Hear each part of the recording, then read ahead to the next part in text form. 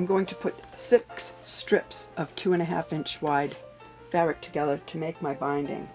The first piece gets laid horizontally from the needle to the left. The second piece gets laid right side down vertically from the needle towards your body. I've cut off my salvages and I'm matching the corners. And I'm going to be stitching from the top left corner to the bottom right corner.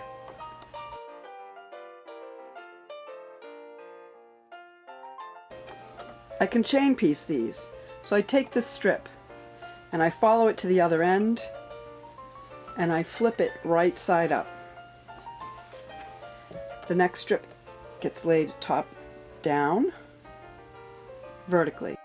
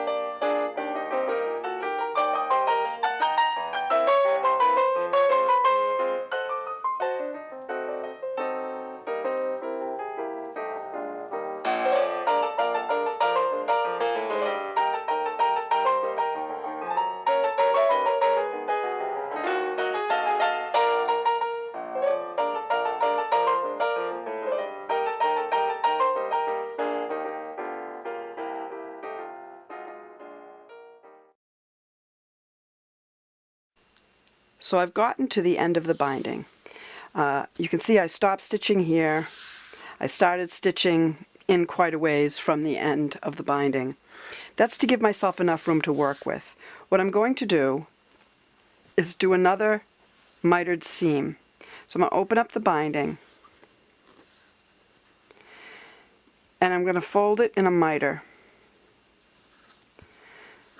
so that it's square with the edge of the binding. And I'm going to make sure it's pulled tight from the edge where it's stitched. And I'm going to put a pin in there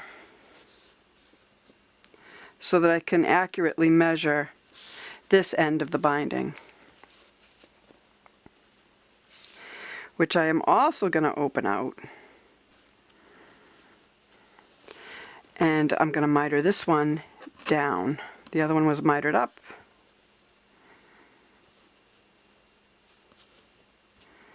Like that. This one's going to be stretched nice and straight along there, and it's going to be mitered down. So I'm going to end up with a perfect seam. I'm going to have to put it on my machine, and I want to make sure that I have it nice and tight so that when I go to sew it back to the edge of my quilt, it doesn't have loose folds in it. So what I'm going to do is stick a pin in through the fold and then through this fold and then back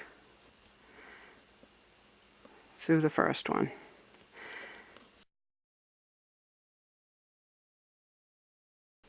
Just enough so that when I fold these flat,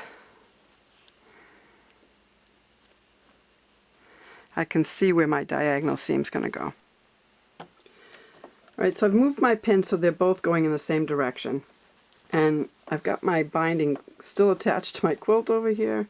and I've pulled the whole thing over to my machine. Now I can just do my diagonal seam, just like I did when I first put the binding together, from the top right corner to the bottom left corner.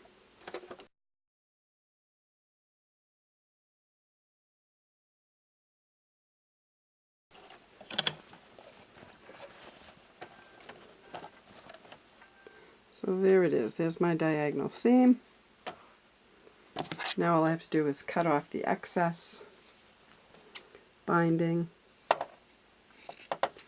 Then I finger press it open, the seam open. Get those little ears off of there.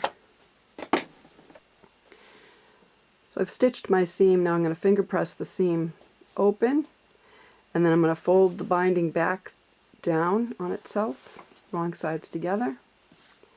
I'll give it another nice press with my hand. Now when I stretch out my quilt edge, that binding should fit perfectly in there, and it does. So now it's time to stitch it to the edge of the quilt. So here it is, stitched to the edge of my quilt, and it fits nice, perfectly. So now it's time to fold the binding over to the back of the quilt, and the corners too.